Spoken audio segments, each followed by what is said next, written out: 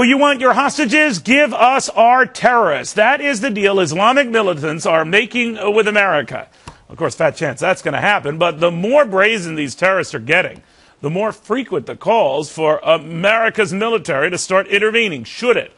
Ron Paul, the former Republican congressman, presidential candidate, says no, be careful, be very careful. Congressman, what do you think of this? I think it would be foolish. I think what we've been doing for so many years has been very foolish. I think that they ought to try to understand what blowback is all about and what the CIA has talked about and what Michael Schur has demonstrated so often in his work in the CIA.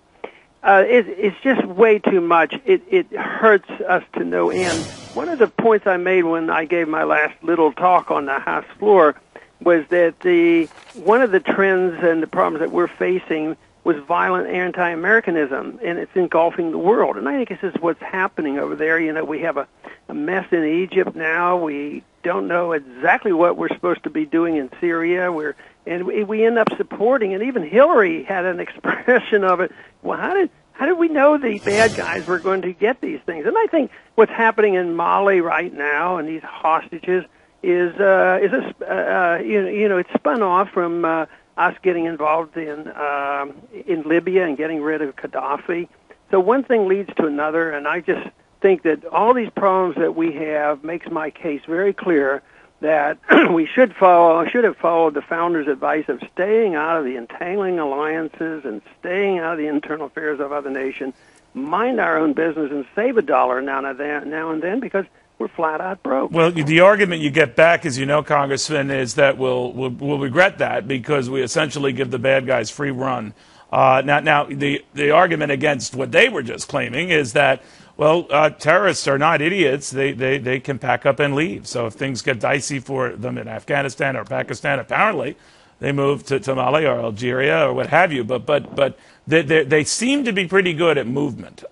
So I guess the bigger question is, should we do anything about that, or do we just let them brazenly grow unobstructed? Well, what we have to decide is why we have the problem. If we come down on the side that it's spontaneous and they hate Americans, there's Al-Qaeda because they kill us and they don't like our prosperity and they don't like our freedoms, then you keep chasing them. But if the problem of these threats toward us and the disruption is because we're involved, then the answer is be less involved. But what if it's a little more than that, Congressman? I know you and I have chatted about this before. What if they really do hate us? They hate everything we stand for, and they really are all about whatever our overtures to the Muslim community or lack thereof, that they're all about destroying us. They just can't stand us and want us dead. Well, they might ask the same question. What if we didn't hate Muslims? I mean, we have to build up a lot of hatred for us to go 6,000 miles away and kill people with drones. And this is where the conflict is coming. We have to beat the drums of war and this hatred that we have to go over and do these things. And then all of a sudden, we have an epidemic of suicides of American soldiers that come back.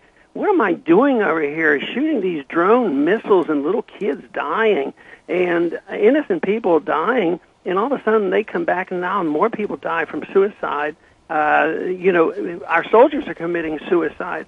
So I think it's a failed policy. It doesn't accomplish anything. Right. And if we don't understand that, as long as we don't want to look, we're either in denial or we don't understand it. But the CIA actually helps us on this to explain why there is retaliation. And if we don't accept that, this is going to get much worse. And there are predictions that right now that just because they haven't hit us here at home doesn't mean that they are starting to like us anymore. I think the problem is growing. It's going to get a lot worse as long as we think we're the king of the world.